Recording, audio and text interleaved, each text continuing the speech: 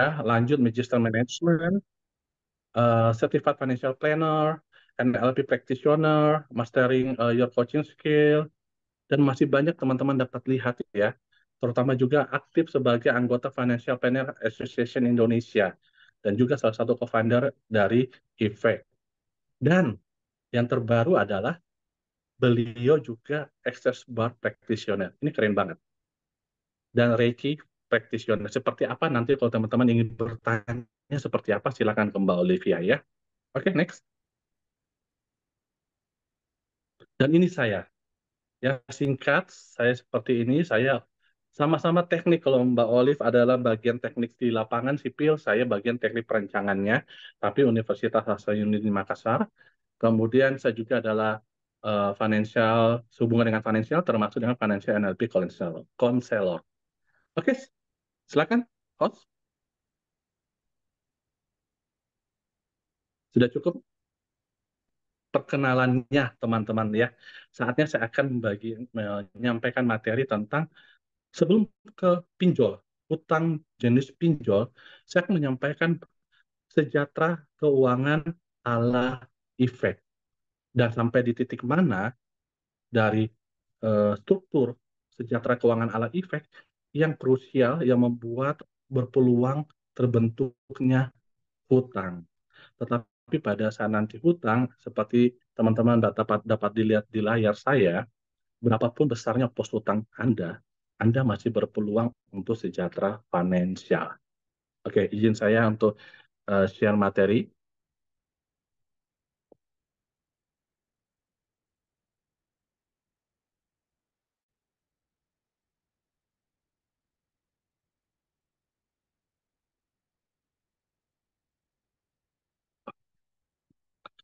Oke, apakah sudah kelihatan materi saya di layar? Belum, Mari. Sebentar. Masih proses. Masih proses. Sudah oke. Iya, sudah. Oh, masih proses. Sekarang sudah? Apakah sudah terlihat? Sudah. Oke, baik teman-teman. Ini adalah judul saya Sejahtera Keuangan ala Efek. Bagaimana menurut kami seseorang mampu meraih sejahtera keuangan, yaitu mampu mengidealkan 8 pos pengeluaran. Seperti apa? Seperti berikut ini. Nah, di luar sana banyak orang memiliki versi sejahtera itu apa? Standar efek adalah sejahtera menurut KBBI, Kamus Besar Bahasa Indonesia, di mana di dalamnya itu ada 3 unsur yang saling terkait satu dengan yang lainnya. Intinya, kalau seseorang hanya memiliki satu atau dua unsur ini belum tentu menuju peluang sejahtera menurut ala efek. Jadi perlu sebaiknya tiga-tiga ini dimiliki. Pertama, makmur. Makmur itu apa sih?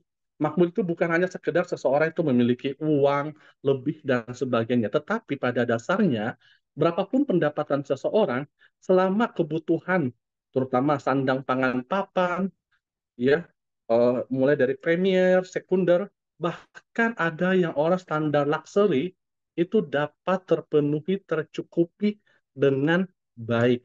Itu kemakmuran. Kemudian aman. Aman dapat terjaga dengan baik dalam situasi dan kondisi apapun orang itu. Baik orang itu dalam keadaan misalnya sehat walafiat, masih produktif, saat itu masih hidup tetapi sayangnya tidak sehat dan tidak mampu produktif. Bahkan pada saat orang itu di titik dijemput kepastian yaitu meninggal dunia, tetapi keluarga yang ditanggung secara finansial, kemakmurannya itu tetap ada, aman, terjaga, itu aman. Nah, lalu apakah cukup kalau seperti itu? Ada satu unsur yang lagi itu namanya sentosa. Kenapa kalau saya mengatakan hanya makmur dan aman, bukankah di luar sana banyak contoh orang-orang yang memiliki kemakmuran dan aman sampai 7 turunan, 8 turunan, ternyata pada akhirnya setelah diselidiki, kemakmurannya itu membuat dia memakai pada akhirnya rompi orange. Teman-teman ya.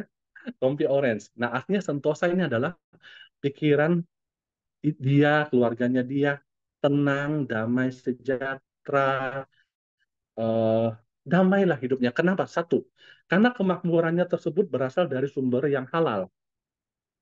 Kedua, bahwa setiap tahun dia merevisi apakah kemakmurannya itu tahun ini aman, tahun depan apakah masih aman atau tidak. 3 tahun depan masih aman atau tidak. Pada saat dia masih memiliki satu orang anak, pada saat di tahun ketiga dia memiliki anak kedua, pada tahan tahun kelima dia memiliki anak ketiga, apakah kemakmurannya itu masih aman, tercukupi dengan baik. Jadi perlu direvisi setiap tahun.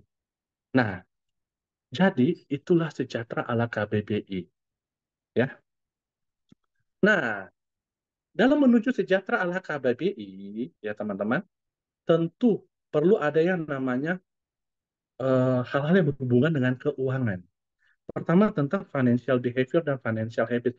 Ini adalah sinkron. Teman-teman, apa sih financial behavior? Apa sih financial habit? Kayaknya sama aja ya. Benar nggak sih teman-teman? Mirip nggak sih? Ya, ini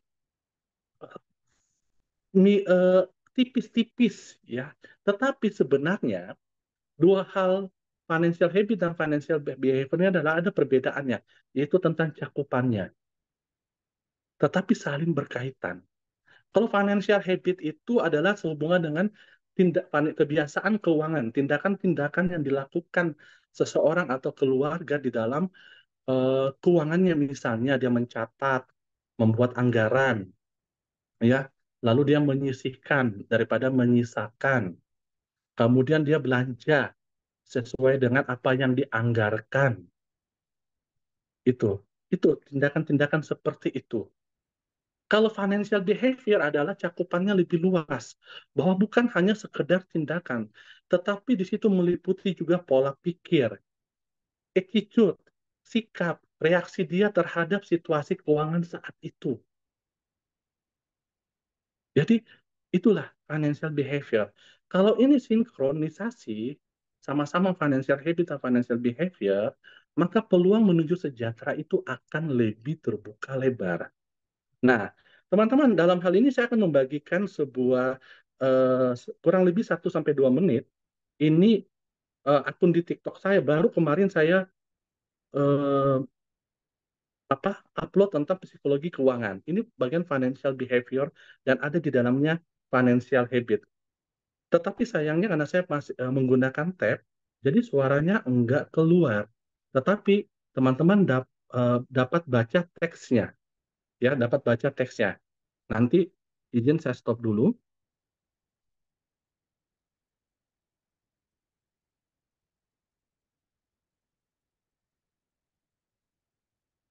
Saya akan bagikan.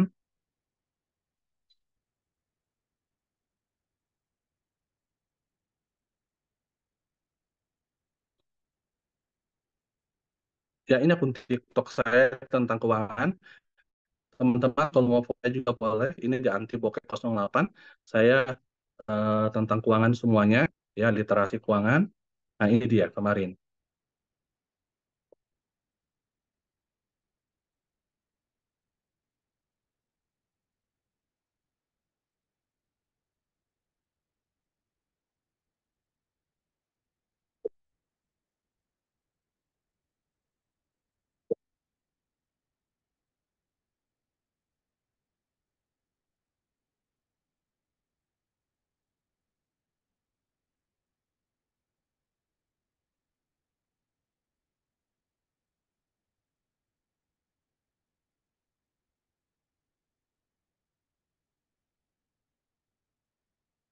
Itu yang saya maksud tadi teman-teman.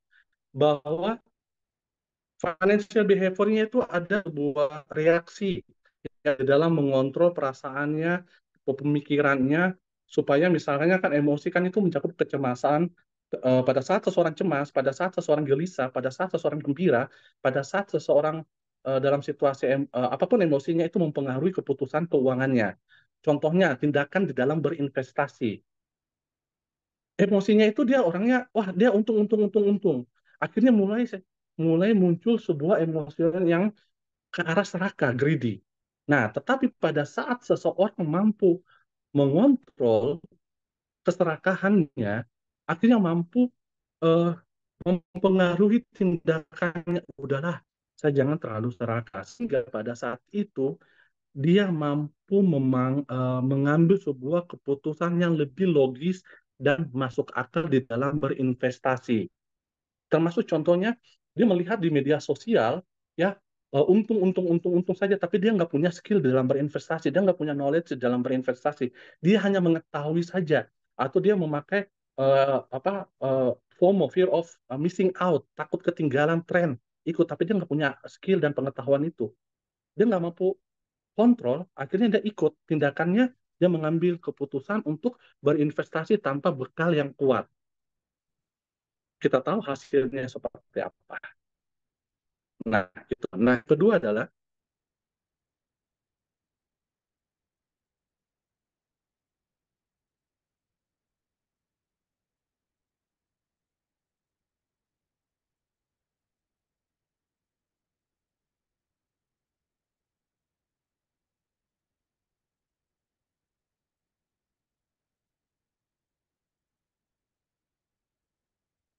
nah, teman-teman, yang kedua ini kita akhirnya mampu, ya, tekanan sosial itu saat ini di media sosial akhirnya banyak yang namanya flexing.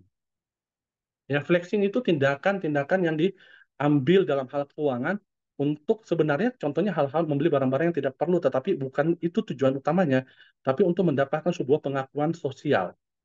Ya, dipamerkanlah di media sosial sehingga kalau dia membelanjakan sesuai lebih daripada anggaran demi mendapatkan pengakuan sosial, akan berdampak terhadap keuangan selanjutnya. Tetapi kalau dia mampu memikirkan bahwa itu nggak perlu lah, nggak wajib. Saya mengambil keputusan berdasarkan kebutuhan keluarga saya. Apa yang saya mau, bukan berdasarkan pandangan orang lain, bukan berdasarkan keinginan orang lain, kebutuhan orang lain, tapi berdasarkan kebutuhan saya. Sehingga dia memilih untuk bertindak. Tindakannya apa? Dia memilih financial habitnya apa? Dia mulai ke arah menyisihkan untuk demi masa depan daripada yang seperti eh, tujuan flexing tadi. Yang ketiga,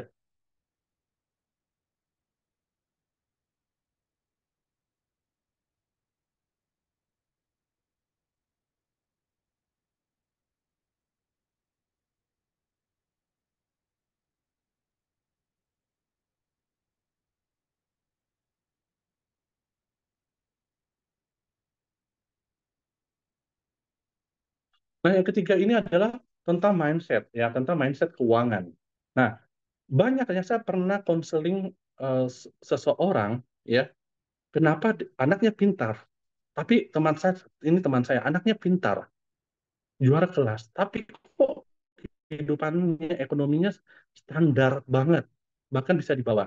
Ternyata dia punya trauma masa lalu bahwa orang kaya itu jahat. Bayangin teman-teman ya. Jadi memiliki banyak uang itu nggak ada manfaatnya.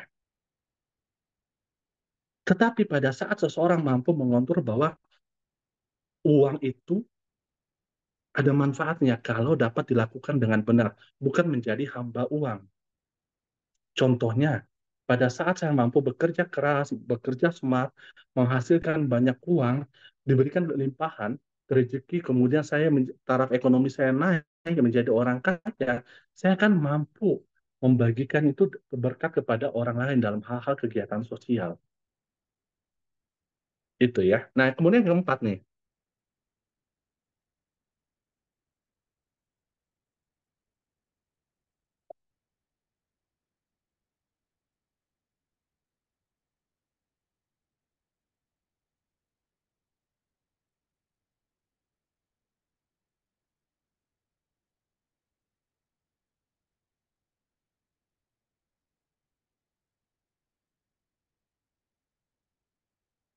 Nah, yang keempat ini lebih ke arah emosi kepada mampu mengontrol pola pikir, sehingga mampu mengontrol tindakan keuangan. Ya, sehingga tadi awalnya ke mall, cuci mata. Tetapi karena tekanan-tekanan pekerjaan, tekanan rumah tangga, akhirnya membeli, tujuan awalnya hanya jalan-jalan, oke lah beli satu barang yang dibutuhkan. Tapi karena lagi stres, mampu belanja yang lainnya, padahal itu nggak dibutuhkan. Itu kan belanja impuls. Tetapi pada seseorang mampu mengontrol pikirannya, mengontrol sehingga mampu mengontrol tindakannya, sehingga mampu menekan tindakan-tindakan belanja impuls. Contohnya seperti itu. Nah, itu contohnya teman-teman antara financial habit, behavior, dan kalau itu mampu dilakukan dengan baik, peluang untuk menuju sejahtera keuangan akan terbuka lebar. Oke, saya stop di sini.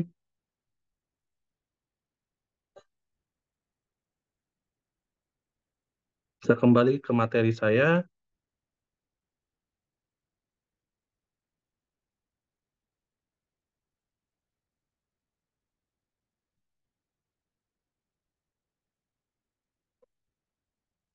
Oke, itu ya tadi teman-teman sehubungan dengan slide ini. Oke. Nah, seperti di awal, Sejahtera Keuangan ala Efek itu mengidealkan 8 pos. Pajak, amal, emergency fund, sinking fund, hutang, proteksi, investasi, dan biaya hidup. Pada kesempatan ini saya tidak akan mengupas semuanya. Tetapi saya akan seperti yang di awal bahwa berhubungan dengan pinjol. Apa sih itu? Yaitu pos hutang. Nah, tetapi teman-teman, siapapun yang memiliki hutang yang hadir pada siang hari ini, atau teman-teman setelah mengikuti yang ini dan sampaikan ke mereka bahwa, halo, kamu jangan kecil hati, kamu jangan stres, sampai jangan bunuh diri. Karena beberapa orang yang efek pernah mau tangani, ya temani dalam konseling dan sebagainya, ada yang belum sempat ke sana, besok berapa hari kemudian kita mendengar dia sudah bunuh diri karena punya hutang. Saya pun secara pribadi, kalau teman-teman yang mengikuti efek dari awal kita webinar, nanti teman-teman lihat di YouTube-nya Efek, di situ ada tentang bagaimana manajemen hutang, bagaimana financial recovery, karena saya pun secara pribadi mantan eh, apa pengelolaan uang yang tidak benar. Hutang saya sampai 68%. 8 pos tidak ideal. Sehingga saya berhasil dibantu sama teman-teman Efek dan dokter Steph, ya, sehingga saya mampu menulis seperti ini. Berapapun besarnya pos hutang, masih berpeluang sejahtera finansial. Selama selama ada catatannya.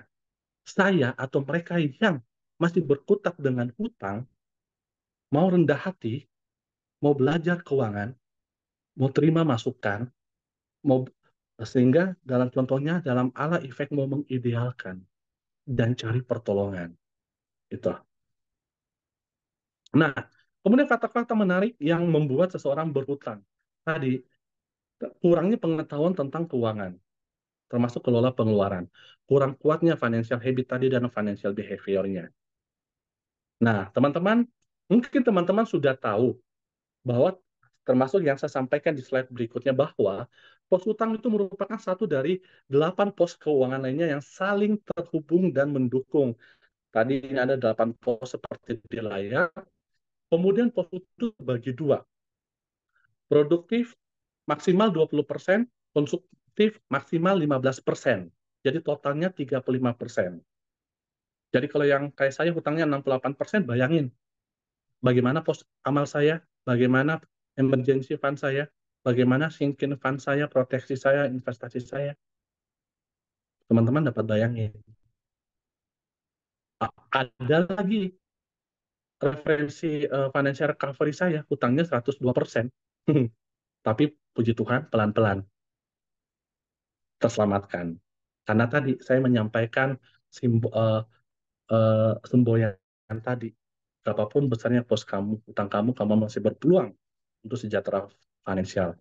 Nah, jenis-jenis hutang, terutama hutang konsumtif itu yang secara personal, kan banyak ya teman-teman ya. Ada yang berhutang untuk dan misalkan perumahan, ambil properti. Ada yang berhutang misalkan untuk pendidikan. Ada yang berhutang yang lebih mendesak lagi, misalnya untuk kesehatan. Bahkan ada yang berhutang demi menutup hutang lainnya. Gila nggak yang terakhir itu? Sehingga saya mengatakan ini, pos hutang itu bagaikan api, semakin besar, semakin berbahaya. Api saja dalam kecil itu panas. Dibiarin, dikipas-kipas, semakin besar lah. Nah, yang seperti saya katakan di awal tadi, dari 8 pos itu, apa sih yang membuat pos hutang terbentuk? Kemudian krusialnya apa? Ternyata di biaya hidup.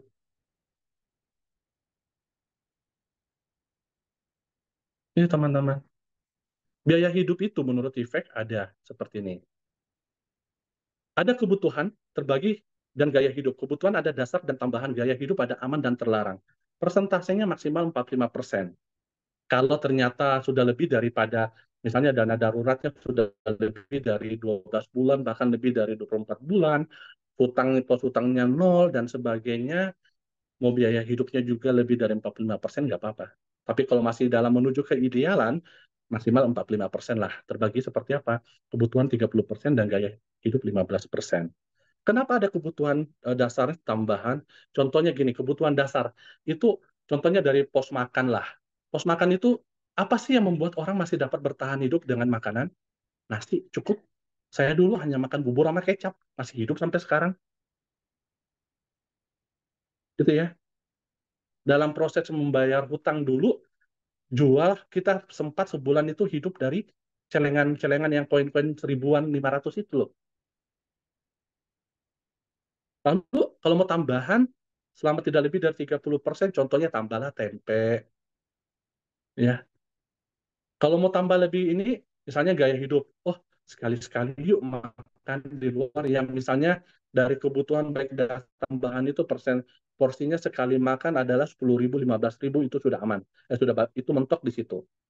Sekali makan sehari 50.000. Sekali-sekali dong makan di restoran, ya. Sekali-sekali bolehlah.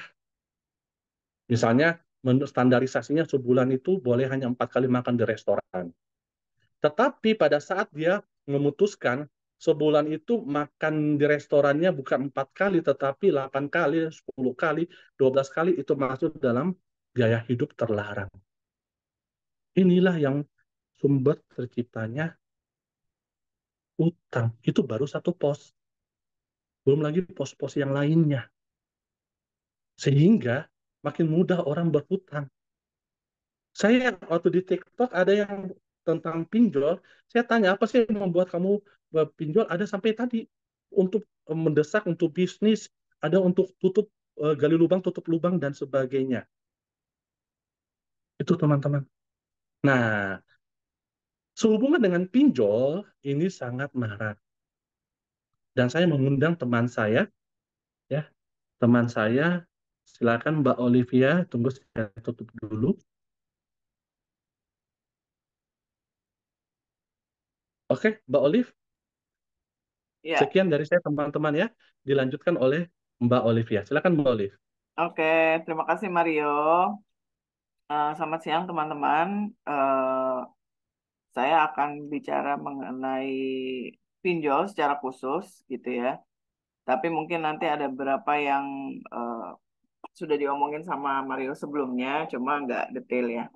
Oke, kita untuk mengefisienkan waktu, saya lanjut aja langsung ya sebentar.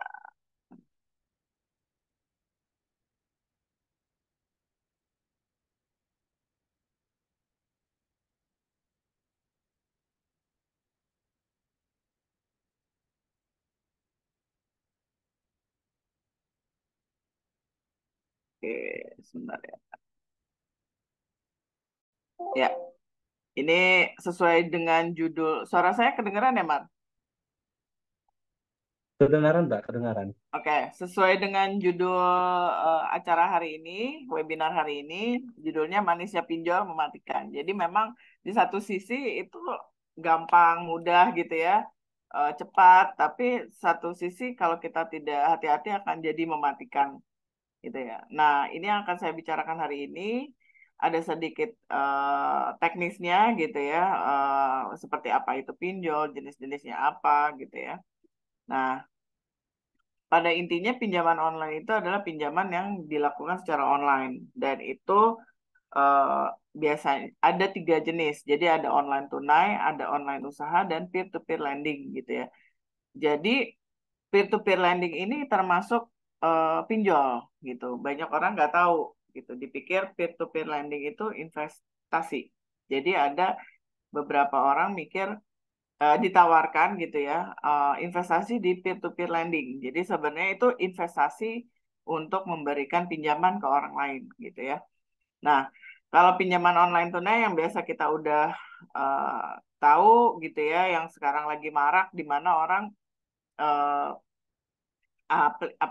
apply di handphonenya, kemudian dia dapat uangnya, kemudian dan bunganya cukup tinggi gitu ya. Pinjaman online usaha tuh maksudnya pinjaman online yang digunakan untuk modal usaha. Dan ini juga harus hati-hati ya, karena bunga yang cukup tinggi kita harus perhitungkan dengan return yang kita dapat dari usaha kita. Sebenarnya untuk usaha-usaha yang masih kecil dan baru mulai itu sebaiknya sedapat mungkin tidak menggunakan hutang gitu ya. Kita melakukan usaha itu dengan modal yang kita punya gitu. Kalau belum punya modal ya berarti saatnya cari modal gitu. Cari modal dari mana? Dari pekerjaan yang lain gitu ya. Kalau pekerjaan satu-satunya adalah berusaha ya cari usaha yang nggak pakai modal. Itu intinya. Nah, ini jenis pinjol berdasarkan legalitas. Jadi pinjol itu sendiri ada yang ilegal dan legal. Nah, kalau yang legal pun itu ada 2. Ada yang cuma terdaftar gitu ya. Jadi kita mesti hati-hati itu. Terdaftar itu belum dapat izin. Jadi dia baru terdaftar doang. Jadi terdaftar itu perlu waktu 2 tahun supaya mendapat izin karena ada beberapa prasyarat yang perlu dipenuhi dan diawasi selama 2 tahun. Salah satunya adalah sistem debt collectornya. Terus terdaftar dan mendapat izin untuk terdaftar dan mendapat izin. Jadi baiknya kalau memang terpaksa pinjam ke pinjam online gitu ya ke fintech itu baiknya yang udah terdaftar dan mendapat izin, bukan saja yang terdaftar. Untuk pinjol legal hanya diperlukan untuk hanya diperbolehkan mengakses kamera, mikrofon, dan location. Jadi kalau misalnya teman-teman suka dapat ya telepon dari debt collector pinjol gitu ya.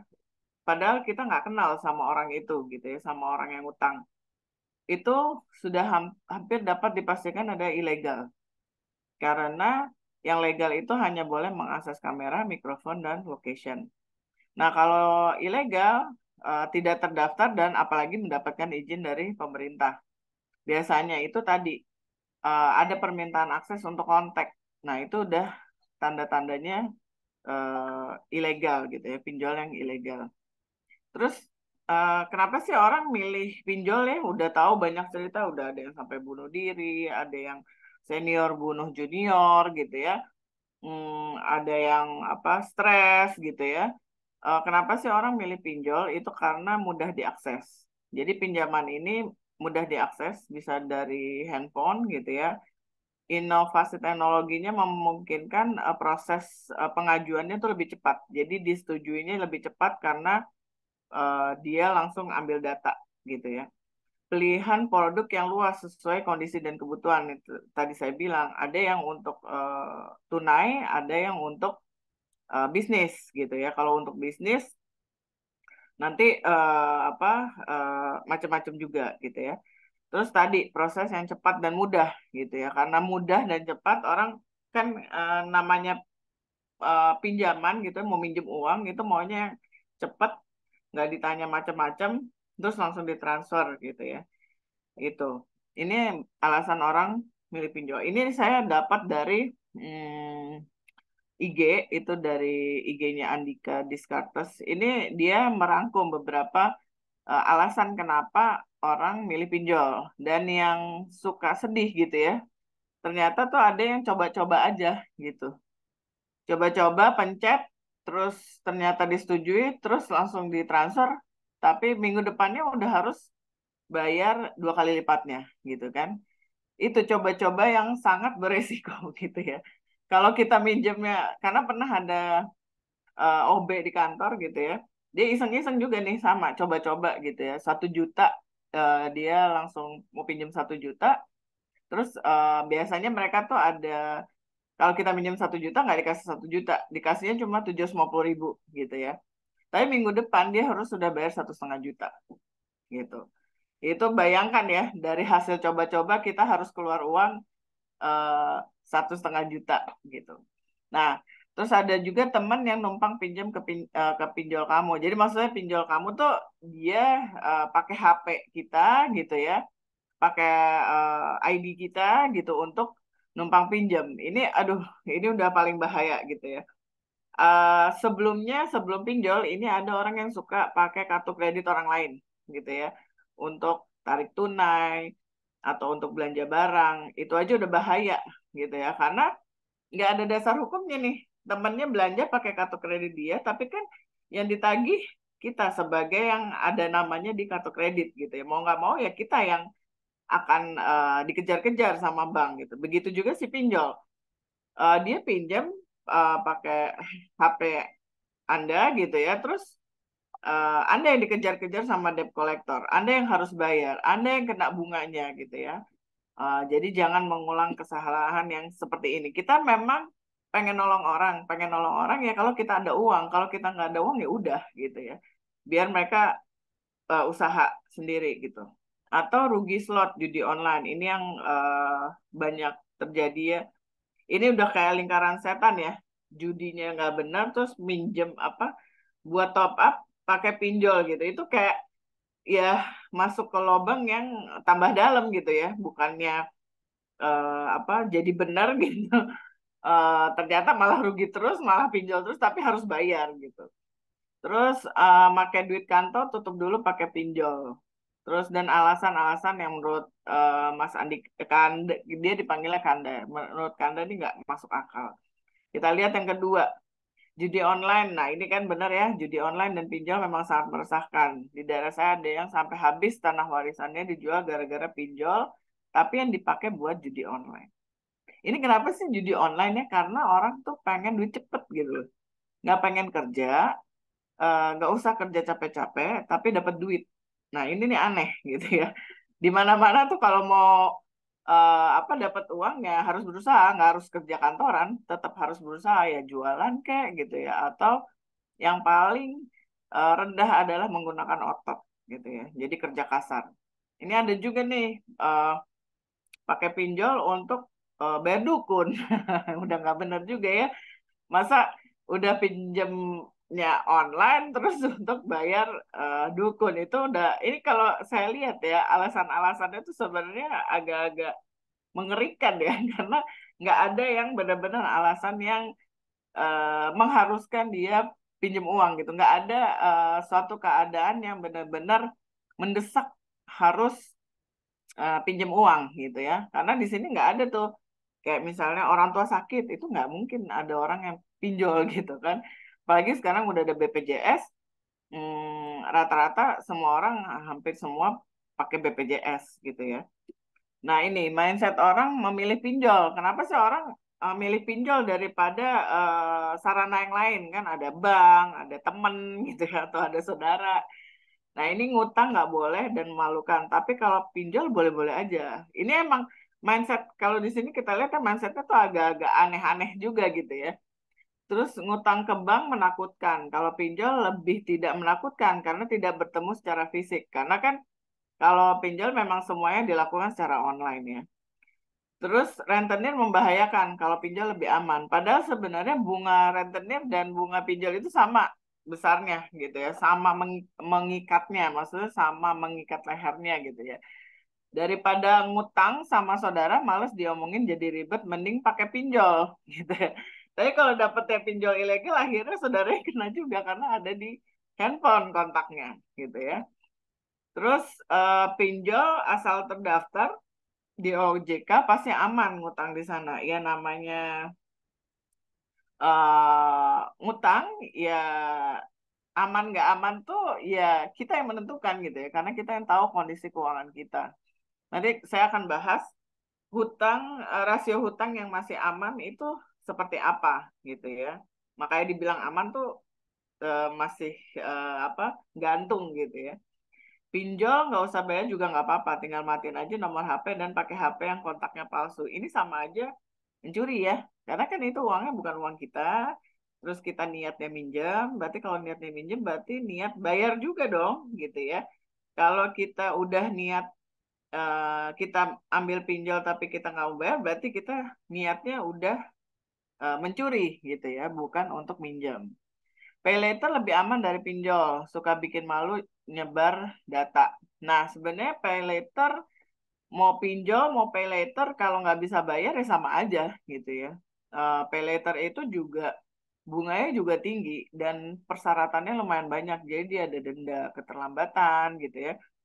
Eh, Memang dia tidak nyebar data karena dia posisinya tuh legal gitu karena biasanya diadakan oleh perusahaan-perusahaan besar ya, seperti si hijau, si orange gitu kan. Itu yang punya pay later.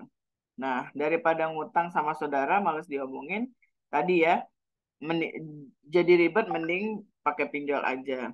Nah, ini kalau saya lihat data pinjol Indonesia, kalau kita lihat di yang sebelah kanan dulu deh. Ini yang besar itu ternyata peminjam itu di usia 19 sampai 34 tahun. Bayangin ya, teman-teman, Bapak Ibu sekalian, baru umur 19 aja udah ngutang gitu ya. Apalagi nanti udah kerja, udah punya anak, udah menikah, utangnya mau sebesar apa gitu ya. Padahal kalau kita lihat range umur 19 sampai 34 ini sebenarnya usia-usia produktif yang harusnya nih kata Kanda fase di mana harusnya berkreasi namun malah mikir bayar bunga. Malah udah mulai ngutang. Jadi masih muda aja tuh udah mulai ngutang. Tuanya mau gimana gitu ya. Yang nggak mulai ngutang dari muda aja tuanya juga belum tentu sejahtera ya. Tadi kan Pak Mario ngomongin tentang apa definisi sejahtera aman saat ini dan di masa depan gitu ya. Kalau saat ini aja udah nggak aman, gimana mau masa depan gitu. Dan kalau dilihat itu gaji rata-rata yang ngambil pinjol tuh cuma antara 1 sampai 5 juta. Jadi gajinya tuh memang nggak banyak gitu ya. Bayangin gaji udah nggak banyak, terus mesti ngutang, berarti kan ini ada yang salah nih di sini gitu ya. Kenapa sih mesti ngutang gitu? Artinya duit yang diambil sekitar 1 sampai 3 jutaan, nggak banyak sih, tapi secara secara kesehatan keuangan itu udah nggak sehat gitu ya. Nah, ini saya ambil dari fintech. Kemarin saya ikut acara fintech syariah. Ini kalau kita lihat eh, banyak yang minjem itu secara personal. Jadi ini bukan pinjaman bisnis karena personal gitu ya. Ini bayangin nih, 31,4 triliun pinjaman personal. Banyak banget gitu. Berarti ini di apa minjem untuk kebutuhan konsumtif gitu ya, bukan apa kebutuhan yang produktif, bukan buat modal usaha gitu. Ternyata seperti ini. Terus banyak kan yang tadi saya bilang usia peminjamnya itu 19 sampai 34 tahun. Nah, ini eh 19 sampai 34 tahun ini tadi saya bilang ini usia rawan loh. Malah ini mereka berhutang gitu. Di sini kalau kita lihat yang di atas 54 tahun malah nggak ada. Kenapa ya? Karena mereka juga udah pensiun ya. Bagusnya mereka nggak berhutang lagi gitu ya. Berarti dana pensiunnya cukup gitu. Nah, pembayaran pinjaman personal mulai nggak lancar nih, sebanyak 13% gitu. Jadi buat kami para financial educator kondisi ini tuh sangat memprihatinkan. Kenapa? Karena di usia yang harusnya lagi getol-getolnya cari uang gitu ya, tiba-tiba harus sudah berhutang gitu. Terus kapan mau nabungnya, kapan mau investasinya, itu kayak jadi masih jauh gitu jalannya. Nah, ini ya kalau kita lihat bunga pinjol itu paling besar di antara pinjaman-pinjaman yang lain gitu. Ada pinjaman kartu kredit mobil, KTA. Dengan KTA aja masih lebih besar sih pinjaman online ini. Nah ini ya kalau kita lihat selama 36 hari atau setahun kelipatan 0,4% ada 146%. Jadi kalau dia ngutangnya 1 juta, dia harus bayar 2 juta gitu aja. 2 juta lebih gitu ya kan 146 itu hampir 1,5 kalinya gitu ya. Bayangin nih ada yang minjem akhirnya bunga 0,4% ini adalah bunga yang sudah diturunkan sama OJK. Sebelumnya itu belum diatur. Nah, begitu diatur, memang si bunganya ini 0,4% gitu ya. Tapi eh, yang ngadain layanan ini, biaya layanannya aja sendiri tuh 16 juta. Bayangin ya, kalau kita minjem 19 juta, itu biaya layanan 16 juta. Itu udah hampir 100% ya dari yang dia pinjam gitu ya. Kalau dilihat dari sini detailnya sebenarnya ini udah bunganya bunga 100% karena 16 terus tambah bunga lagi gitu berarti udah 19% gitu ya. Nah, ini kita lihat nih. Nah, yang nggak enaknya juga gitu ya, iklan-iklan si pinjol ini tuh ada di mana-mana gitu ya. Saya setiap buka YouTube, padahal saya nggak mau nonton iklan gitu ya. Iklan yang pertama ada tuh yang ini, si ADK ini ya. Dia selalu muncul dulu tuh. Terus habis dia ada lagi, ada lagi. Ini kalau orang nggak sengaja kepencet, karena itu ada titik install gitu ya, itu berbahaya sekali gitu ya. Itu buat saya kayak agak-agak menjebak. Jadi Bapak Ibu sekalian hati-hati kalau pencet aplikasi yang seperti ini, jangan sampai kepencet ya si aplikasi pinjol ini. Nah kalau ini pay later gitu ya. Pay later juga hampir sama, mesti dilihat benar-benar eh, syarat-syaratnya. Karena seperti ini nih ada yang ada biaya penanganan 1%, minimal suku bunganya 2,9%. Jadi terus belum lagi ada denda gitu ya. Ini mesti kita perhatikan. Nah ini yang tadi saya bilang. Awalnya tuh dia pinjamnya nggak banyak gitu ya. 2,5 juta terus dia bisa balikin. Terus akhirnya dia terinspirasi untuk minjem 20 juta, tapi yang diterima hanya 18 juta. Tapi dia dikenakan bunga sebesar 5% dalam sehari atau 150% sebulan. Bayangin. Jadi dia cuma minjem 18,5 juta, dia harus bayar 37 juta bulan depan. Itu duit 18,5 juta, mendingan kita tabungin, kita investasikan, itu udah jadi dana darurat gitu ya. Supaya kenapa sih dana darurat? Ya supaya kita nggak terjerat si pinjol. Nah ini tips-tips supaya terhindar dari pinjol. Pertama, ini sebenarnya semua teknis ya. Jadi mungkin Bapak Ibu sekalian udah pernah tahu lah. Oh ya kalau supaya nggak terhindar dari pinjol, saya juga tahu mesti bikin ini gitu ya. Misalnya kayak budgeting, itu penting. Terus bangun dana darurat. Kenapa? Seperti pandemi kemarin yang ternyata lama gitu ya, hampir 3 tahun, itu banyak orang tidak punya dana darurat. Sehingga mau nggak mau akhirnya untuk kebutuhan sehari-hari bagi yang terkena PHK atau yang gajinya dikurangin, akhirnya pinjam. Dan yang paling gampang adalah pinjam dari mana? Pinjol gitu ya. Tadi karena aksesnya mudah, prosesnya cepat.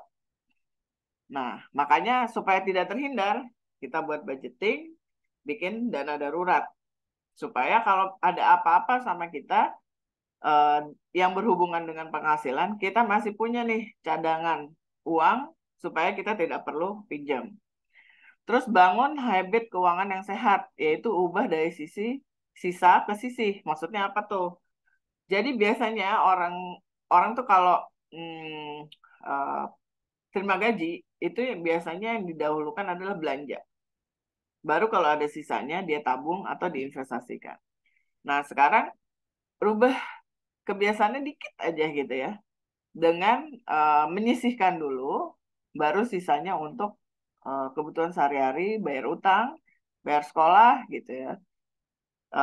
Mulainya dari yang kecil aja dulu, nggak harus banyak gitu ya. Misalnya harus 500.000 atau 1 juta sebulan, nggak gitu ya. Mulai aja dari 100.000, 50.000. Begitu habitnya terbentuk, misalnya 3 bulan, oh saya 3 bulan bisa nih nyisihin 100.000 sebulan gitu ya. Biasanya uang habis aja gitu.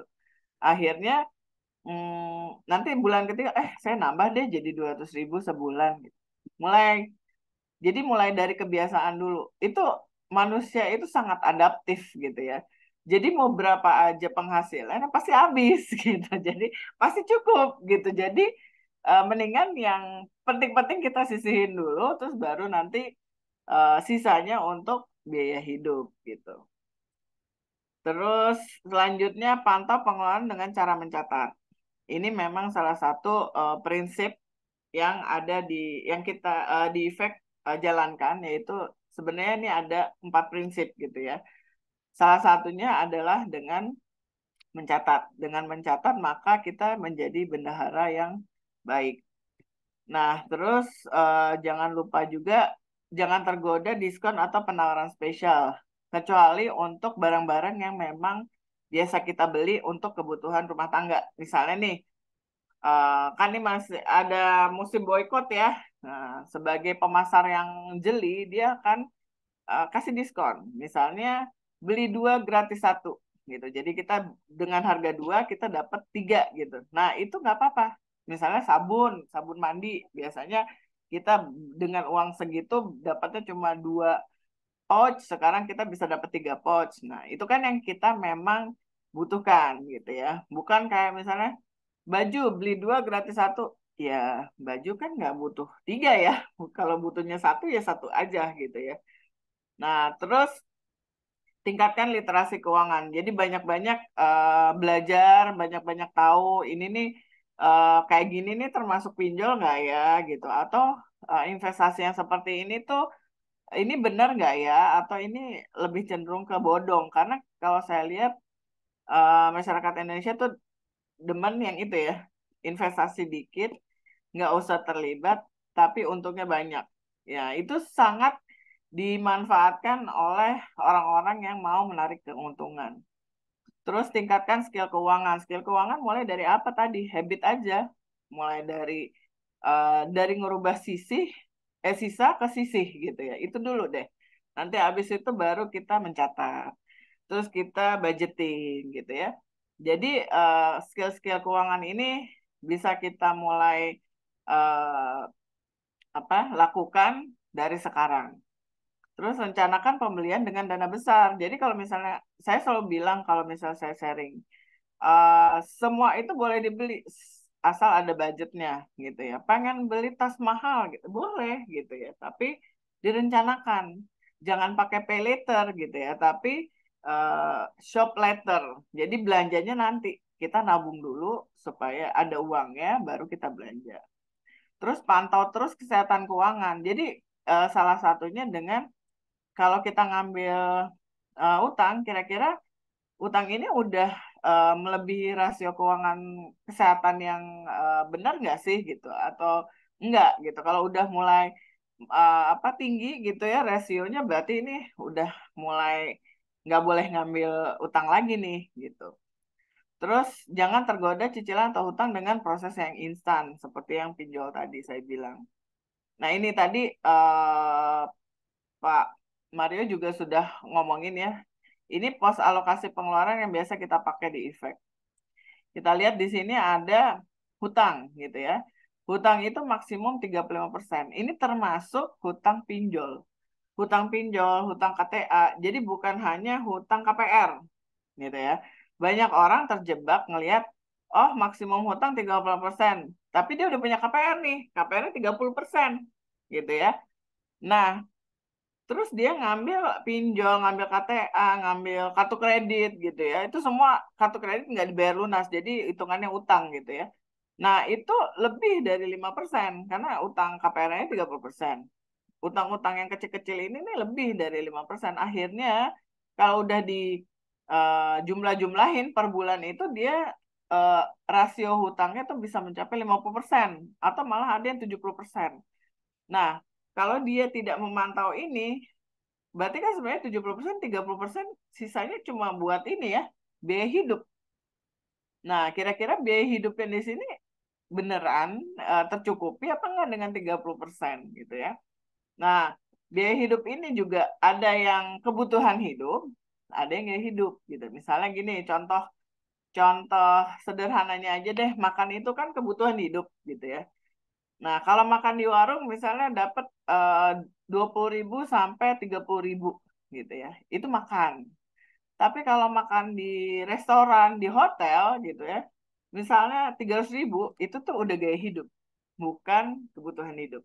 Jadi yang kebutuhan hidup tuh yang seminimal mungkin dapat dipenuhi gitu ya. Kalau nggak ada, kita nggak hidup gitu. Itu kebutuhan hidup. Tapi gaya hidup kita nggak makan di restoran di hotel juga nggak apa-apa, masih hidup gitu, asal makan. Oke. Nah ini rasio hutang dihitung dapat dari sini, cicilan hutang bulanan dibagi pendapatan bulanan. Nah, rasio idealnya seperti ini. Tapi biasanya yang saya dapati ini 30%-nya konsumtif gitu ya. Terus yang produktifnya ya 30% juga, jadi totalnya 60%. Cicilan hutang bisa dilihat dari arus kas pengeluaran, terus pendapatan bulanan bisa dilihat dari arus kas income atau penghasilan. Oke. Kalau dilihat di sini kan, kamu gaji 5 juta buat kebutuhan 3 juta. Dibolehin pinjol 3 juta. Ya nggak bisa dong. Berarti kan kalau cicilan hutangnya aja 3 juta, berarti 3 juta dibagi 5. Itu udah berapa? 0,6. Berarti udah 60% rasio hutangnya. Itu nggak benar gitu ya menurut saya. Nah, sekarang kalau tadi kan trik supaya tidak terkena jeratan pinjol. Tapi gimana nih kalau ternyata oh saya udah masuk nih, udah keburu nih minjem di pinjaman online. Gimana nih caranya? Pertama, evaluasi dulu kondisi keuangan dengan jujur. Jadi buat list semua utang, terus buat catatan pengeluaran dan penghasilan saat ini. Jadi kita bisa tahu dari catatan pengeluaran dan penghasilan saat ini, apa kita masih ada uang sisa buat bayar si hutang ini. Kalau misalnya nggak ada, berarti kita mesti segera hubungi pemberi pinjaman, gitu ya, buat kesepakatan. Ini kalau yang legal ya. Kalau yang ilegal kayaknya agak-agak susah kita bikin kesepakatan karena mereka juga ya namanya juga ilegal ya, gitu.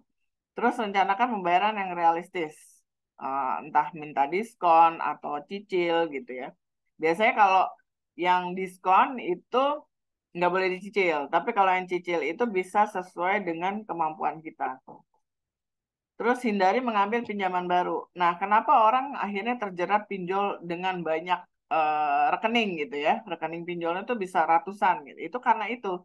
Jadi begitu dia ngambil satu pinjol, dia ambil pinjol lain untuk menutupi pinjol yang pertama.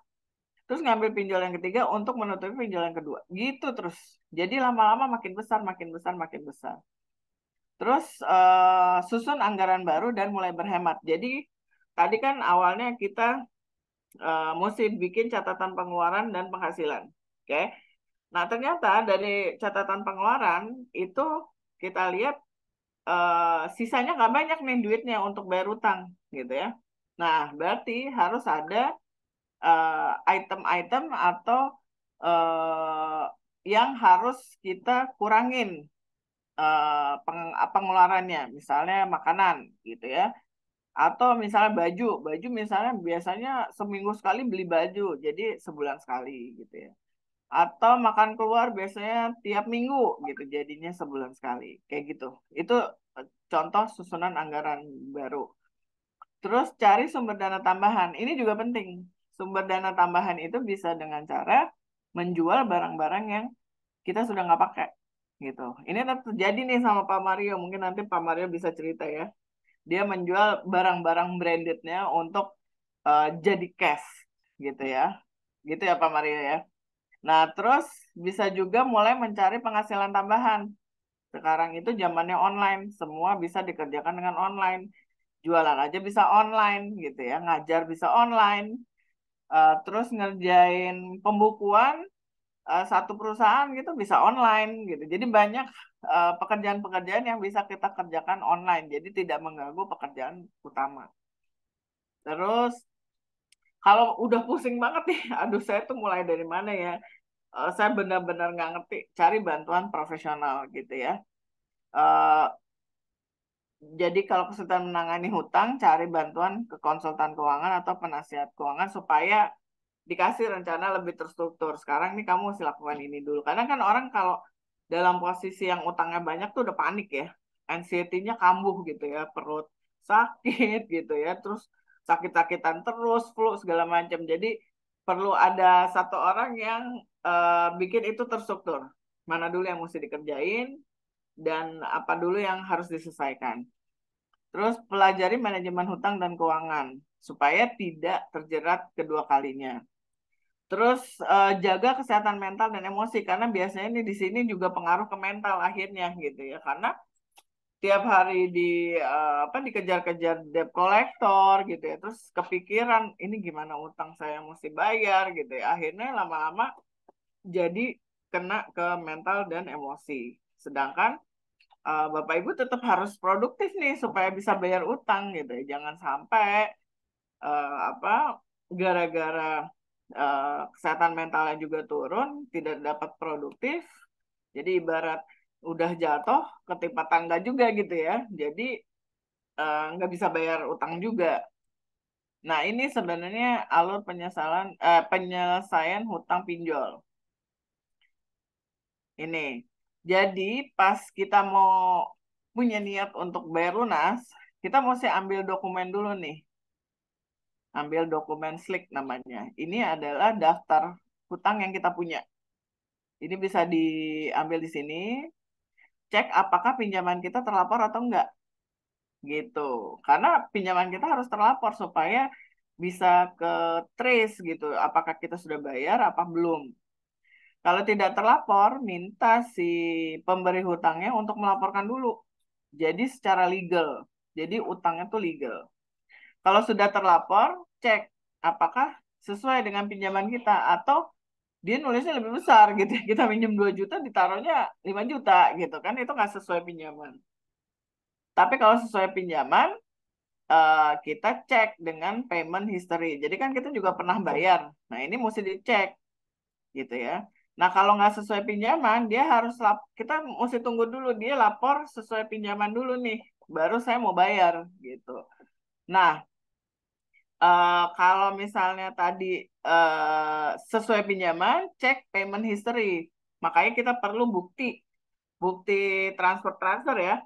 Apa saya udah bayar ini, saya udah bayar ini itu mesti disimpan, difotokopi ataupun di scan. Jadi kita tahu kita udah bayar berapa aja. Kalau tidak cocok, minta mereka lapor sesuai yang udah dibayarkan. Jangan mau nih kalau kita udah bayar, kita utang 5 juta, kita udah bayar 3 juta, tapi dicatatnya 2 juta, jangan mau. Gitu ya. Kita mesti minta mereka laporin dulu, baru kita balik lagi cek di SLIK itu bahwa sesuai dengan apa yang kita sudah bayar gitu ya. Kalau cocok, terus lunas, jangan lupa minta surat pelunasan. Ini penting. Jadi harus ada hitam di atas putih bahwa ini sudah lunas gitu. Karena kalau kita cuma dikasih tahu iya sudah lunas gitu, tapi nggak ada hitam di atas putih, kita nggak ada kekuatan hukumnya gitu ya. Dan minta surat pelunasan ini juga kadang-kadang nggak sebentar, 3 bulanan itu maksimum 3 bulan tuh baru keluar, minimum 3 bulan tuh baru keluar. Tapi kita harus follow up terus setiap bulan gitu ya, atau bahkan setiap minggu gitu kita tagih aja gitu. Kan dia nagih waktu itu kita bayar gitu utang kita. Sekarang kita tagih gitu surat pelunasannya mana nih? Karena ini mempengaruhi credit scoring kita kan. Nah, setelah dapat surat pelunasan jangan lupa itu disimpan gitu ya. Terus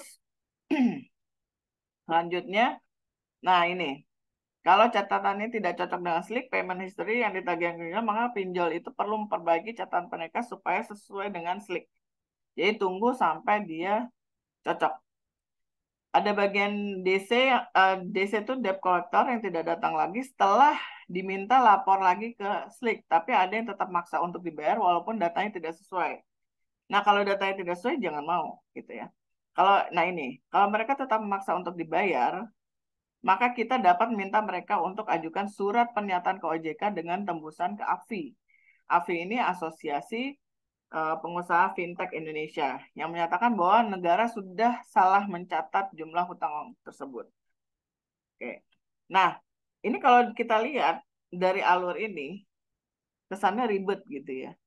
Makanya jangan ngutang, supaya nggak ribet gitu ya.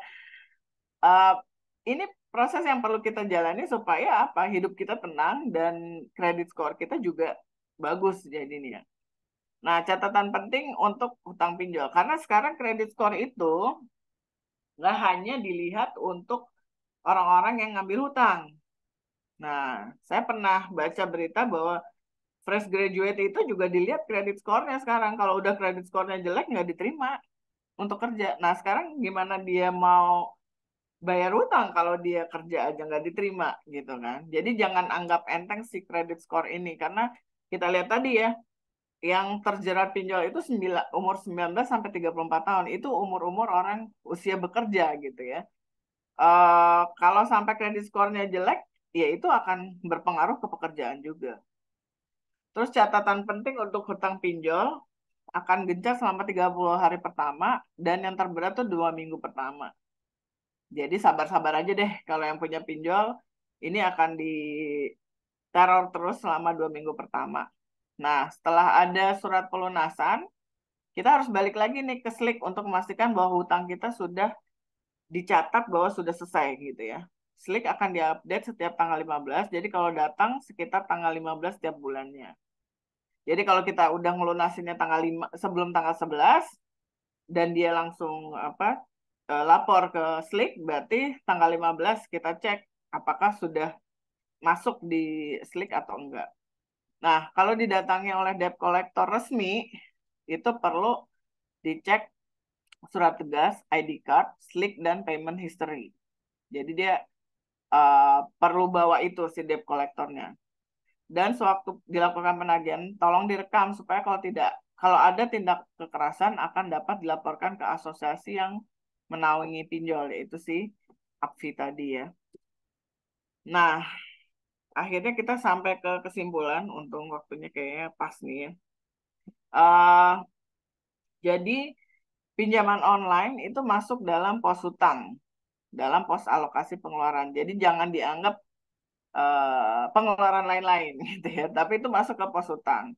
Pinjaman online masuk dalam perhitungan rasio hutang yang tadi saya udah bilang. Supaya terhindar dari pinjol, mulai atur keuangan dengan benar, yaitu sisa jadi sisih gitu ya. Jadi tadinya yang sisa baru kita tabungin, sekarang yang kita sisihin dulu nih buat tabungan atau investasi, baru sisanya untuk kebutuhan hidup. Kalau sudah terlanjur terjerat, selesaikan segera dan jangan menambah pinjaman lagi. Terus itulah pentingnya belajar manajemen hutang dan cara atur uang secara sederhana. Oke, itu sekian dari saya. Mungkin habis ini kita bisa banyak pertanyaan. Kita mulai aja pertanyaan, Mar. Iya, oke, terima kasih Mbak Olive. Ya, Mbak Olive boleh slide-nya di close dulu. Ya, Ya, jadi menarik ya teman-teman ya bahwa tentang pinjol ini bagian masuk dalam pos hutang gitu ya. Dan Mbak Olive benar seperti kata Mbak Olive tadi bahwa pada saat seseorang yang pernah terlibat hutang dengan masalahnya yang secara mental, secara psikologis dan pada hasil keluar dari permasalahan itu setidaknya membuat hutangnya kembali pos hutangnya walaupun masih ada tapi ideal itu ya masih ideal. Saya kedengaran? Halo? Ya. kedengeran, Mar, kedengeran. Ya. Itu Tapi kok ternyata hilang mukanya? kenapa? Mukanya hilang. Iya, oke. Nah, Itu ternyata pada saat mau mengambil hutang lagi itu mikir lama loh Mbak Olive. Mikir lama karena jangan sampai kata Mbak Olive terjerat pada lubang yang sama. ya, Yang penting pada saat seseorang tadi mau sudah punya hutang atau termasuk pinjol, niatnya melunasi bayar. Nah, nanti prosesnya bagaimana selanjutnya. Gitu ya Ya. teman-teman ya Mbak Olive. Nah, oke. Selanjutnya ada beberapa pertanyaan nih Mbak Olive ya. Jadi teman-teman kalau nanti misalkan ada yang mau lanjut bertanya, silahkan mute uh, nanti host akan buka akan unmute ya teman-teman ya. Tapi sebelumnya Mbak Olive saya izinkan untuk menyampaikan beberapa pesan ya. Ya.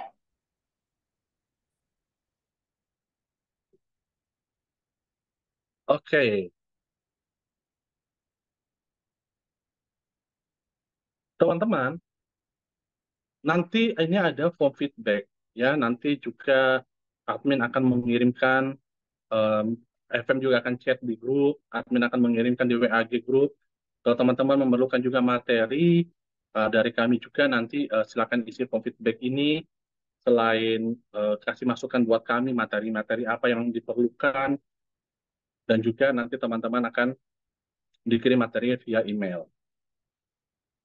Kemudian event berikutnya dan event di penghujung tahun 2023 ini adalah financial coaching ya, Small Drops in Big Ocean oleh Bapak Tri Joko Santoso. Pastikan teman-teman hadir di tanggal 9 Desember 2023. Ini adalah webinar efek penghujung tahun 2023. Setelah ini selesai, libur sebentar, efek akan meeting tahunan untuk mempersiapkan tema-tema tahun 2024. Ini linknya silakan bergabung teman-teman ya. Dan tentu juga untuk mengetahui informasi-informasi tentang kegiatan-kegiatan efek, silakan bergabung di Sahabat Vina Edu, silakan bergabung di Telegram, silakan bergabung di IG kami dan di YouTube kami. Oke. Nah, kita masuk dalam pertanyaan. Ada pertanyaan pertama nih Mbak Oli. Ya, pertanyaan pertama. Oh, ini kayak ini. Pak, oh Bapak, berarti saya Mbak Oli. Kalau untuk pos donasi kemanusiaan, berarti masuk pos amal ya. Ya. Idealnya berapa persen dari penghasilan yang didapat? Kalau pertanyaannya ideal, ideal setiap orang itu berbeda-beda. Seperti yang saya sampaikan tadi ya, kalau dia ternyata dia sudah punya dana darurat yang cukup, dia punya pos hutang sampai bahkan 0%. Mau gaya hidupnya juga lebih dari dalam kebutuhan hidup mau lebih dari 45%, oke. Termasuk pos amalnya dia juga mau lebih besar, berapa persen juga silakan. Tetapi kalau masih dalam proses mengidealkan 8 pos keuangan, kita pakai ada standar. Ya, standar paling minimal itu kalau teman-teman di Muslim kan ada zakat 2,5%. Tetapi saya selalu menyampaikan apakah pos amal itu hanya dari zakat aja. Begitu juga kalau di teman-teman misalnya yang Kristen 10% perpuluhan. Apakah dalam amal itu hanya amal dan sosial itu hanya dua fitur itu saja. Contohnya teman-teman kan kalau misalnya Muslim bukan pada saat eh, misalnya ibadah apa eh, Lebaran Haji yang Mbak Olive ya, Ya. ada kurban. Nah, Ya. kan perlu dia dimasukkan dalam anggaran tuh. Itu masuk Ya. dalam pos amal. Nah, kadang-kadang saya secara pribadi, jadi thanks to Dr. Steph ya, beliau ini adalah coach effect dan beliau adalah ahli memahami manusia dalam NLP. Ya, dalam NLP itu eh, apa teman-teman kalau nanti maafin saya di kamar mama saya, kalau ada mama saya lewat di belakang, mohon maaf ya. Nah, apa kalau misalnya orang yang mau pinjam duit ke saya masukin pos amal. Ya. Standarnya berapa gitu ya. Jadi kalau orang mau pinjam duit sama kalau saya mengatakan saya tidak ada uang, berarti saya bohong. Ya. Tetapi saya bilang, saya ada pos, dapat pinjamkan kamu sekian. Jadi misalnya, karena saya non-muslim 10%, saya biasa sampai antara 12,5% sampai 15%. Di dalamnya ada juga pos amal yang lain seperti memberikan hutang. Ya, tapi saya tidak mereka meminjam hutang, tapi saya menganggap itu bukan hutang. Silakan, tapi saya hanya mampu sekian. Misalkan dia mau pinjam 2 juta, tidak standarisasinya saya punya uang yang saya dapat bantu kamu 200 ribu. Kamu nggak usah balikin. Ya, Daripada nanti teman-teman mental juga kita pinjamin, kita berharap dia balikin, dia nggak balik-balikin, kita yang ya, pusing juga, marah, mempengaruhi benar. emosi juga. Jadi saya mengatakan, saya nggak ada, bukan nggak ada duit, saya ada, tetapi saya ambil dari pos amal saya. Kadang-kadang dia nggak jadi pinjam loh teman-teman. Ya, Karena ini pos amal yang digunakan untuk orang yang benar-benar tidak mampu secara keuangan dan di bawah garis kemiskinan. Kadang-kadang dia nggak jadi pinjam. Jadi itu ya yang bertanya Pak Sansan atau Ibu Sansan bahwa berapa, jadi memakai standar aja. Kalau Bapak adalah Ibu adalah Muslim minimal 2,5%, kemudian silakan tingkatkan. Apalagi amalnya, tetapi jangan sampai pos amal ya, bukan berarti juga pos amal perlu perlu paling besar ya, ya, sementara pos-pos lain belum ideal. ya. Jangan sampai kita bersosial, maunya sosial jadi apa Mbak Alif? Sosial. Sosial. Karena pada saat kita membutuhkan sesuatu, dana darurat nggak ada. Ya, Gitu. Jadi standarisasinya idealkan 8 pos ini. Misalnya, oh ternyata dari idealnya 8 pos ini, saya mampu yang 2,5%. Nggak apa-apa. Kan namanya amal, nggak dipaksakan kan? ya.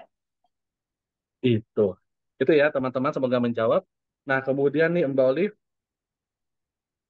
teman-teman silakan ada yang mau bertanya lagi teman-teman. Nah Mbak Olive, Ya. kalau misalnya nih, kan Bu Olive tadi berbicara tentang eh, pinjol. Bu Olive, apakah teman-teman IFEK dapat bantu kalau ada orang yang terlibat pinjol hutang dan apakah dikenakan biaya? Silakan Bu Olive. Oh, eh, kita bisa kita dapat bantu untuk memberikan rencana pembayaran ya. Jadi bukan kayak apa ya kita bantuin untuk ngurusin gitu ya. Kalau ngurusin ya Ya, urus sendiri karena kan itu kan menyangkut data pribadi ya, confidential.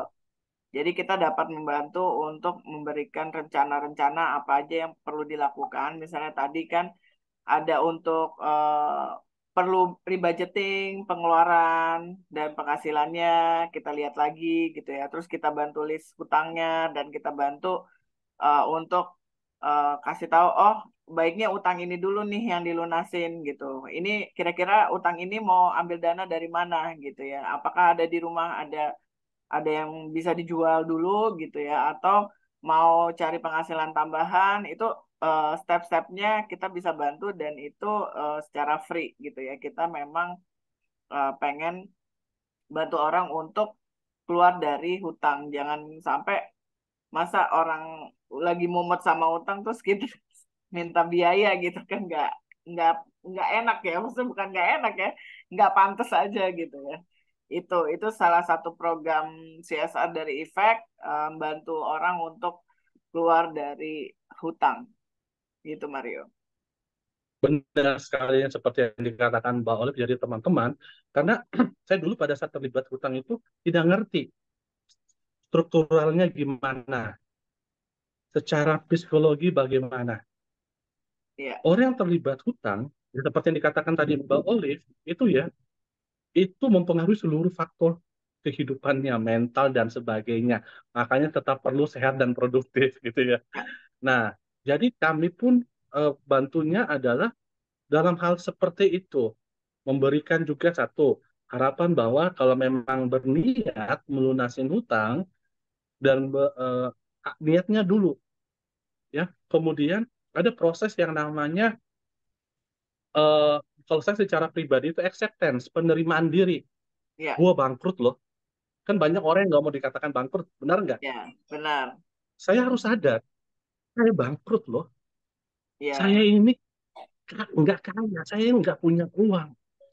Pada saat seseorang mampu seperti itu, seperti saya dulu, jadi saya tahu, kalau saya makan hanya tadi untuk bertahan hidup, makan bubur dengan kecap aja, itu sudah sangat layak di posisi saya saat itu yang sedang punya hutang banyak. Ya, artinya nggak mampu berfoya-foya lagi. ya, Itu dulu.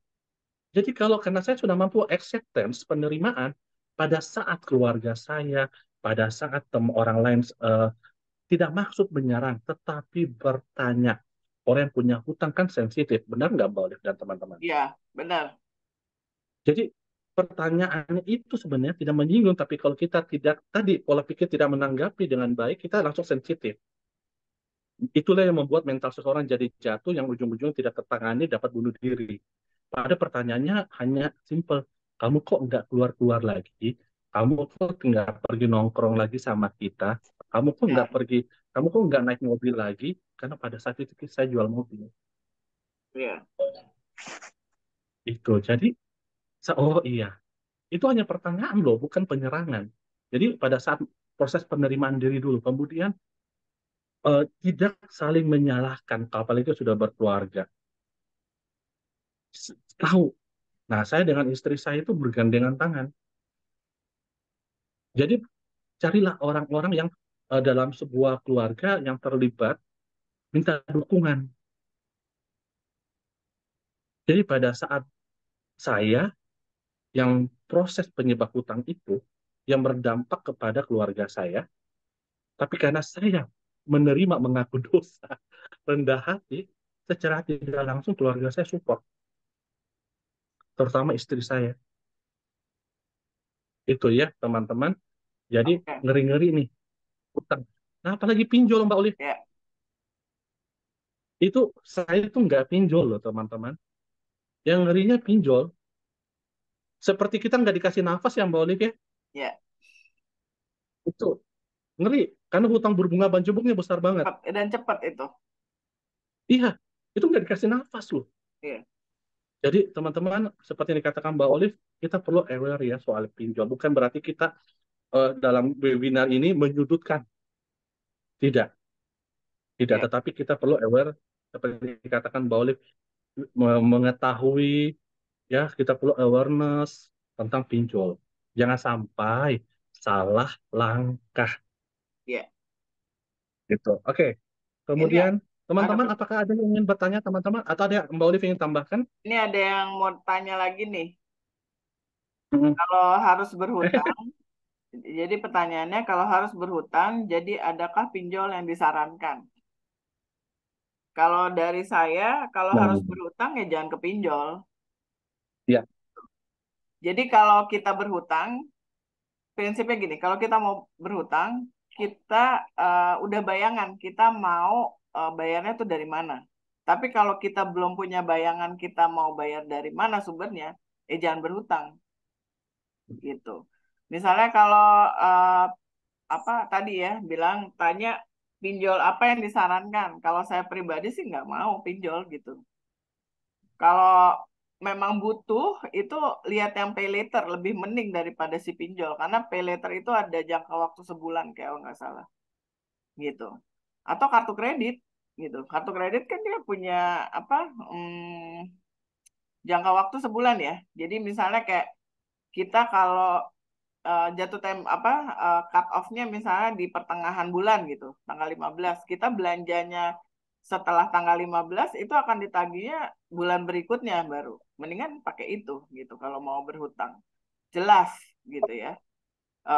Apa jangka waktunya jelas, terus bunganya juga tidak terlalu tinggi gitu. Tapi kalau misalnya mikirnya, tapi kan prosesnya gini-gini, oh ya udah, berarti memang kita tidak diinikan untuk berhutang gitu aja.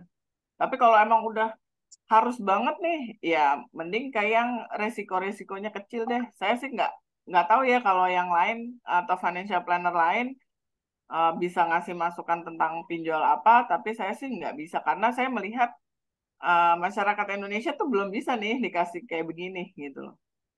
Pinjem sama teman aja nggak dibalikin gitu loh. Apalagi pinjem sama yang nggak kenal, pasti nggak balik gitu. Dan kalau nggak balik, yang akhirnya dikejar-kejar sama debt collector, terus buat apa? Gitu. Kalau saya pribadi ya, kalau ke financial planner lain mungkin ada yang bisa menyarankan ke pinjol mana ya mungkin bisa dicari tahu di situ sih. ya. Saya sepakat dengan Mbak Olive nih. Itu pun Mm-mm. kalau mau berhutang ya, itu alternatif terakhir deh. Iya, Saya saya dulu untuk melunasi hutang financial recovery nggak ada berhutang loh. iya, Saya menjual aset loh.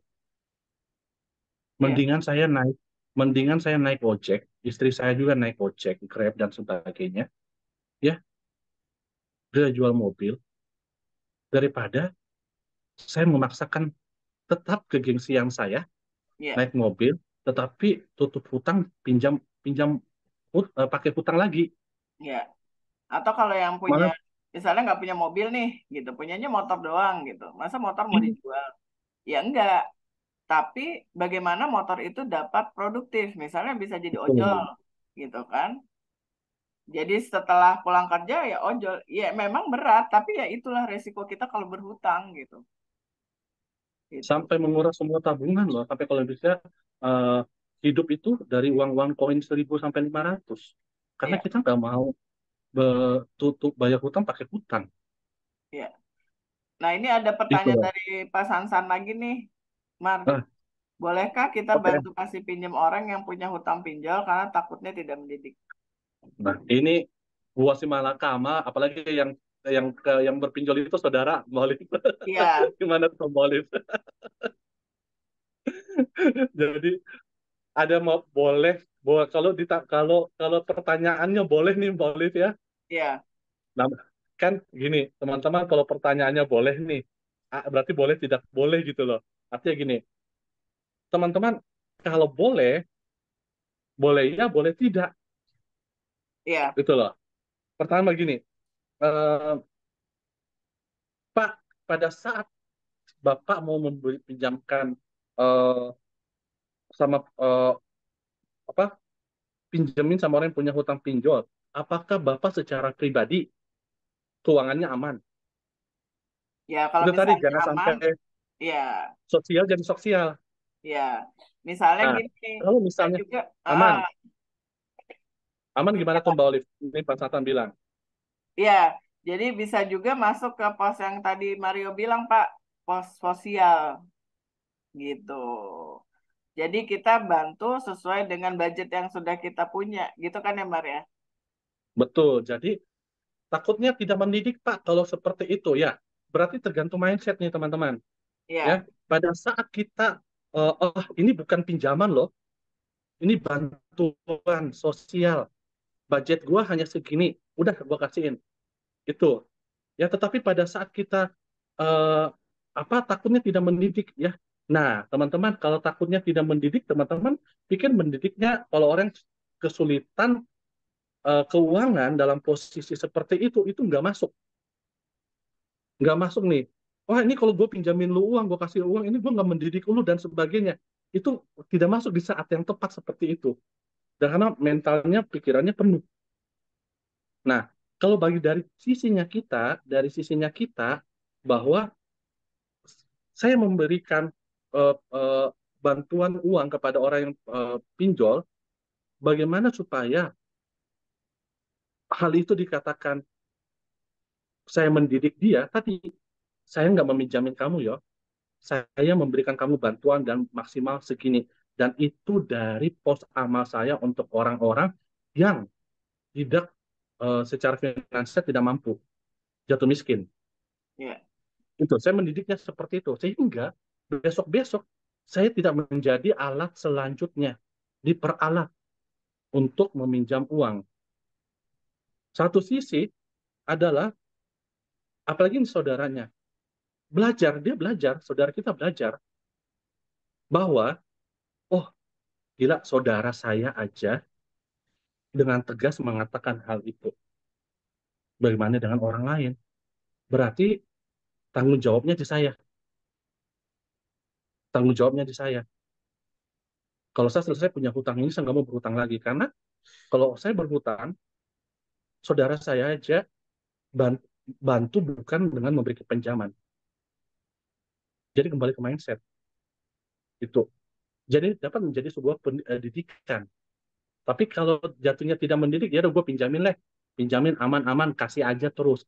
Suatu saat kita dapat jadi diperalat, iya, dipinjamin terus teman-teman. ya. Itu sih. Mario, ini ada satu peserta mau sharing nih. Oh, Dia silakan punya Pak Michael, 7, ya, silakan. punya 7 rekening pinjol dan dia bisa selesaikan dalam 6 bulan. Oke, silakan Nah, Pak Pak, Michael. Ya, Boleh, selamat siang. Apa suara saya Ya, boleh terdengar? terdengar Pak. open cam boleh nggak Pak Oh, open Michael? cam. Boleh di Oke, boleh, spotlight dong? silakan. Oh, Iya, boleh di spotlight. Wah, ya keren ini kan? nama, Kalau open mic ya keren. Open iya, cam keren ternyata gitu ya. iya baik. Wah, Iya, nama saya kacamatanya Pak. Michael. Saya domisilinya di Bekasi. Pekerjaan saya freelance ya sekarang. Pada waktu 2021 lalu kan saya sempat bergabung di salah satu perusahaan logistik ya. Dan eh, saya coba untuk singkat saja ceritanya. Saya pada waktu itu saya pernah berhutang sampai ada 7 macam pinjaman online. Nah, awalnya itu karena saya terpengaruh oleh ajakan kawan-kawan saya. Mereka bilang, ya udah kalau kepepet, ya sudah tarik aja pinjol. Nanti kalau udah gajian, nanti tinggal Iya. dikembalikan saja gitu. Nah, jadi karena kan waktu itu ya syukurlah ya apa bisa dibilang alhamdulillah itu gajinya saya tuh kan konstan ya. Jadi kan selalu dapat gaji gitu tiap bulan. Jadi waktu pada saat saya coba sekali gitu, ambil pinjol. Saya lebih baik nggak usah sebutkan nama ininya ya, nama Ya, ya. jasanya ya. Ya. Nah, Ya. misalnya pinjol yang A, saya Hmm. ambil, terus nanti begitu bulan kemudian saya dapat gaji, plek gitu saya udah kembalikan. Nah, akhirnya saya merasa saya itu jadi tergiur, jadi saya merasa ada kemudahan di situ. Jadi saya pikir, oh gampang banget ya kalau nggak ada duit ya udah tarik pinjol aja, nanti dikembaliin Iya. lagi. Dan akhirnya itu jadi habit, jadi kebiasaan.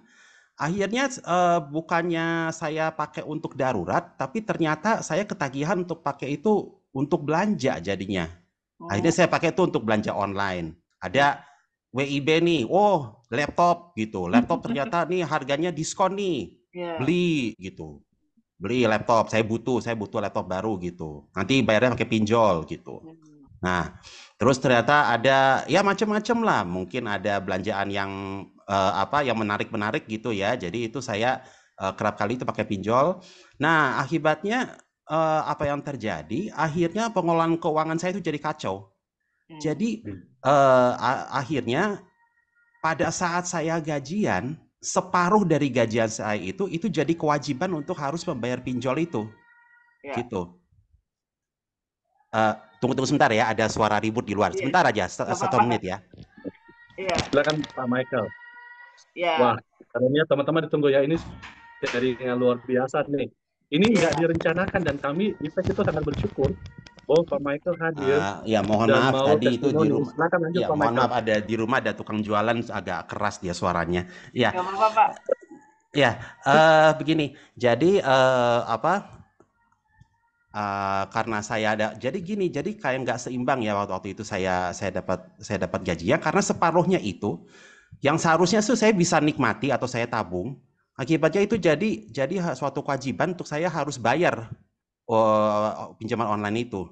Iya. Sampai saya mikir gitu. Dan itu saya nggak diskusikan ke teman-teman yang baik ya.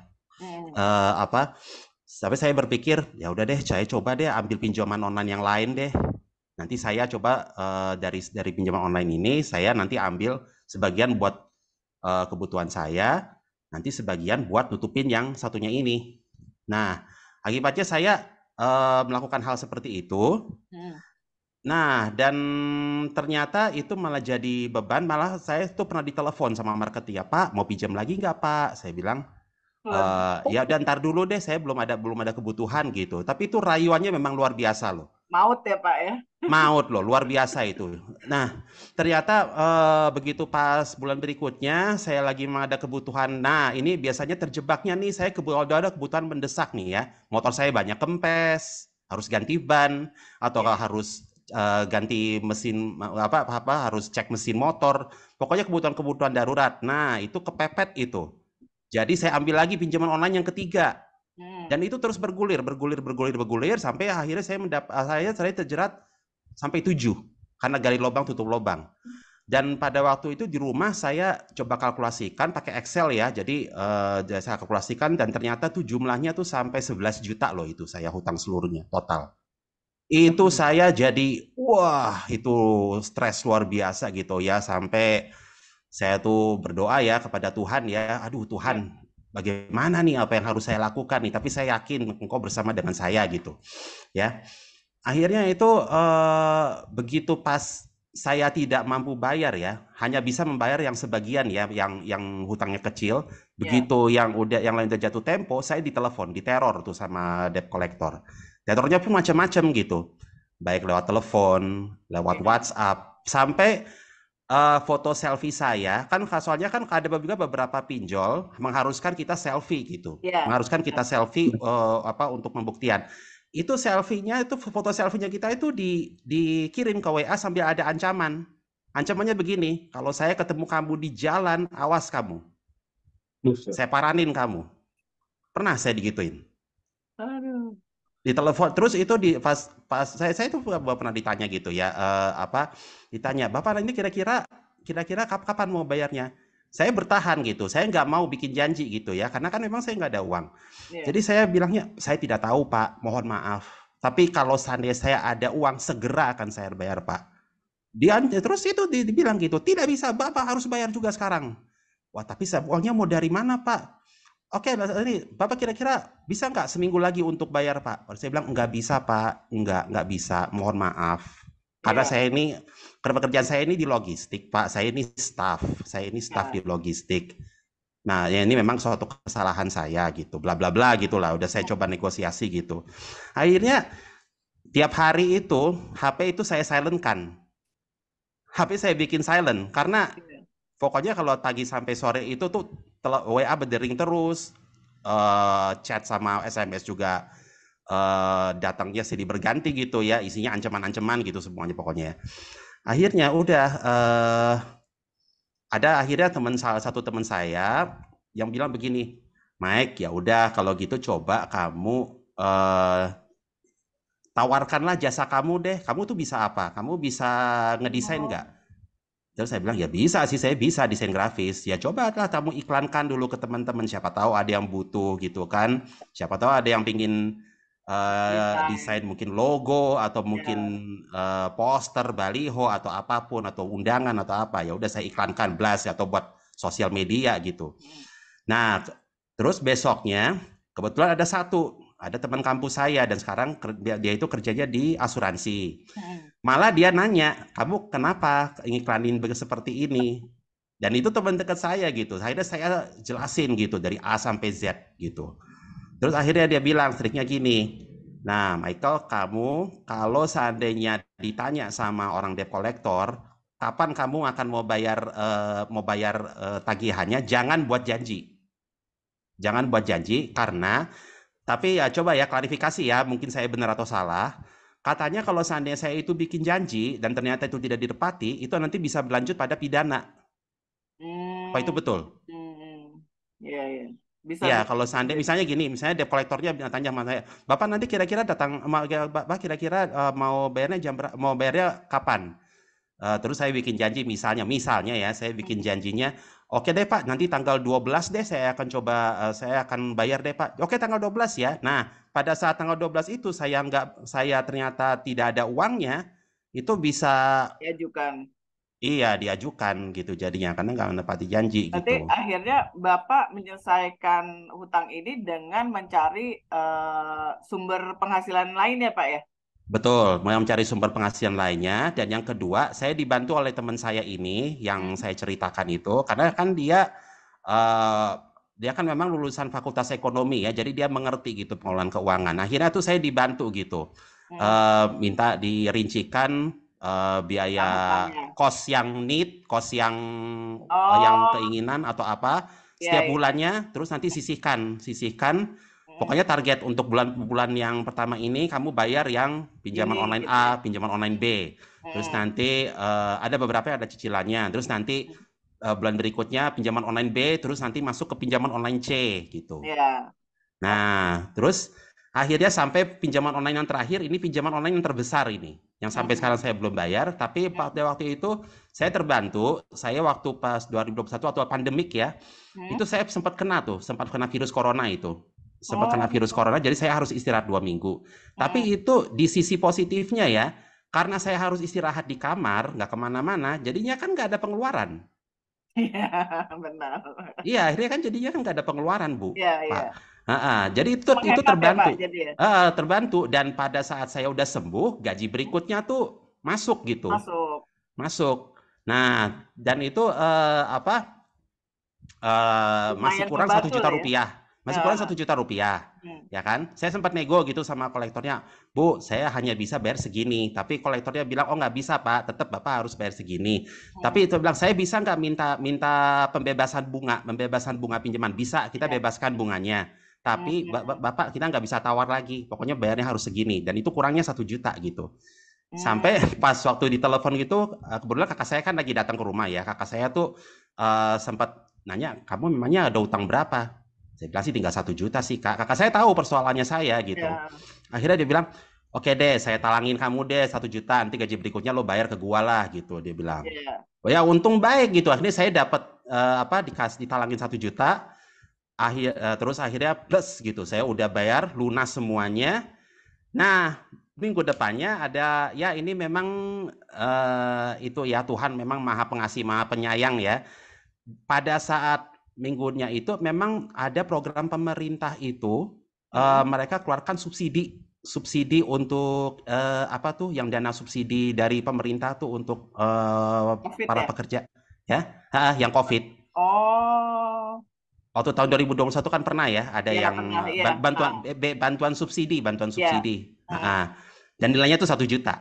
Akhirnya tuh saya 1 juta itu saya kembalikan buat kakak saya. Aduh. Wah, terima kasih banyak nih Pak Michael. Ini kita dapat testimoni real gitu ya, bagaimana kita itu dapat diselesaikan. Iya. Itu dapat diselesaikan. Ya, nggak ada yang nggak mungkin. Pokoknya yakin aja nggak ada yang nggak mungkin gitu. Dan niat dan kerja keras, karena Bapak juga nyari dari penghasilan lain gitu ya. Itu. Iya. Ya. Yang penting Terima kasih niat banyak loh, Pak Michael. Ya, saya berharap juga apa yang saya ceritakan ini bisa jadi motivasi lah buat kawan-kawan semua di sini. Semoga yang penting yakin, punya komitmen lah untuk bayar hutang. Namanya juga hutang kan harus tetap kita bayar ya. Iya, benar. Dan yakinlah bahwa nggak ada yang nggak mungkin. Apapun juga pasti Tuhan itu Allah Subhanahu Wa Taala itu ya. Kalau saya kan Kristen ya, saya bilang kan Tuhan yang Maha Kuasa ya. Nah, atau yang Hindu bilangnya Sang Hyang Widiwasa gitu ya. Benar. Nah, itu mereka pokoknya Tuhan itu Maha Pengasih dan Maha Penyayang, itu aja. Pasti akan ada jalan gitu. Iya. Itu aja. Pak Michael. Terima kasih banyak. Apa hubungannya dengan almarhum Om Sohuka? Nanti dibahas ya, Mar. Ada Om Sohuka yang pelatih